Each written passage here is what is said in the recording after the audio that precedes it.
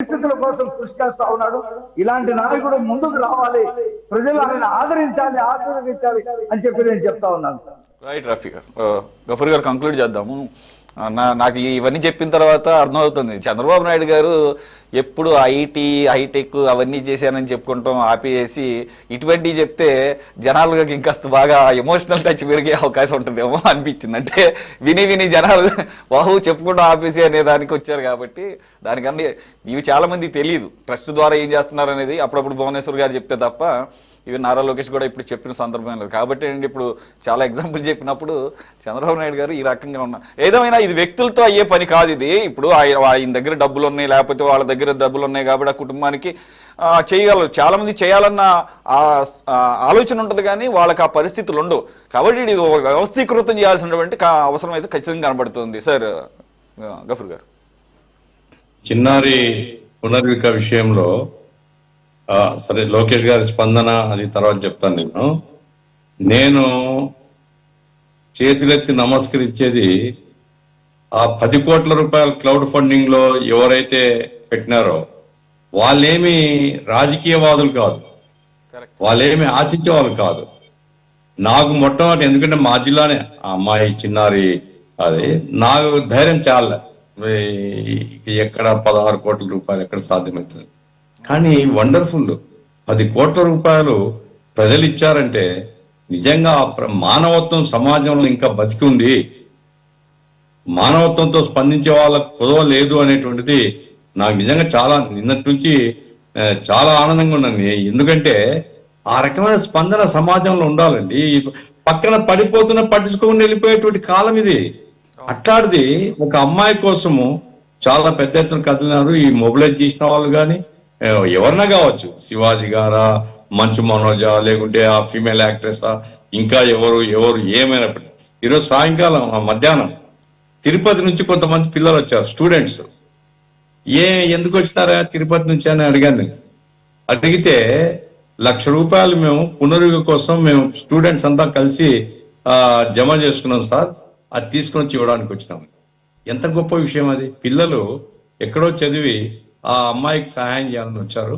కాబట్టి వాళ్ళందరికీ నేను చాలా హృదయపూర్వకంగా అభినందిస్తూ, అట్లాగే లోకేష్ గారి రాజకీయ అంశాలు, లోకేష్ గారి వ్యవహారం నేను ఆ విషయాల్లోకి పోను, ఎందుకంటే నాకు చాలా రిజర్వేషన్స్ ఉన్నాయి. బట్ స్పందించిన తీరు మాత్రం చాలా గొప్పది.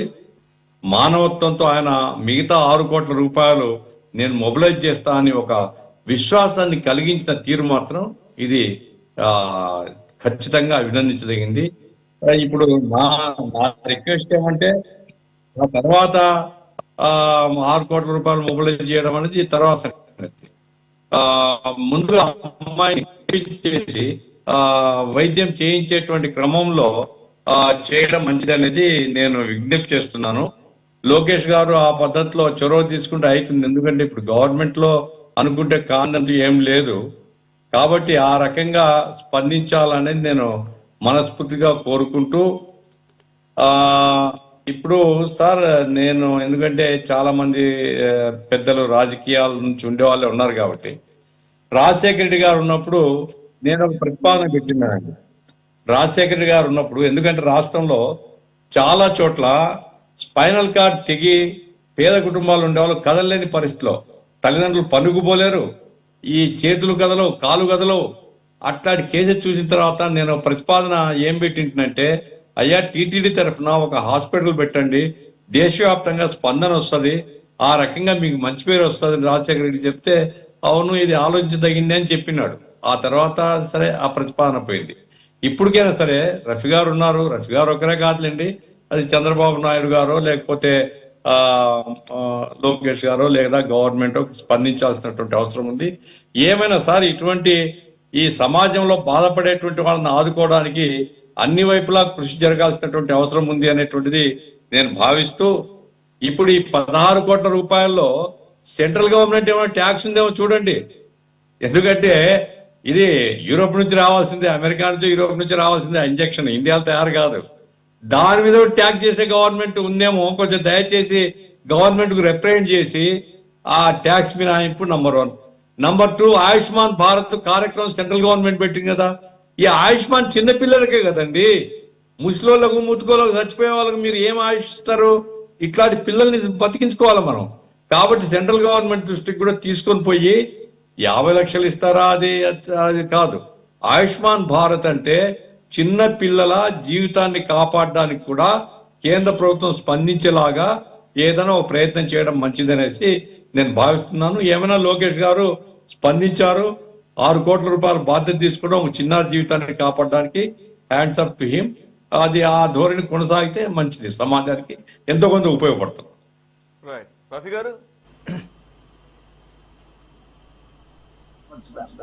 ఇది ముందు ఆంధ్రజ్యోతి వచ్చిందండి.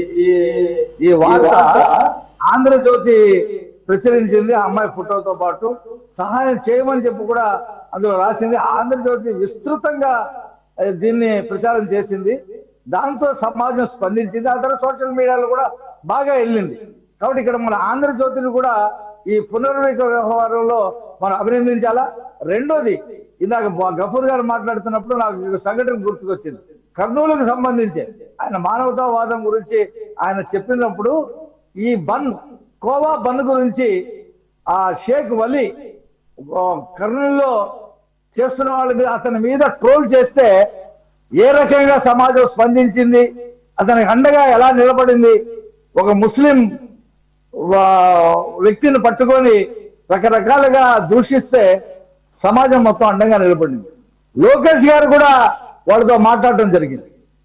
నీ దగ్గరికి నేను వస్తాను, నేను కలుస్తానని చెప్పి లోకేష్ గారు కూడా చెప్పడం జరిగింది.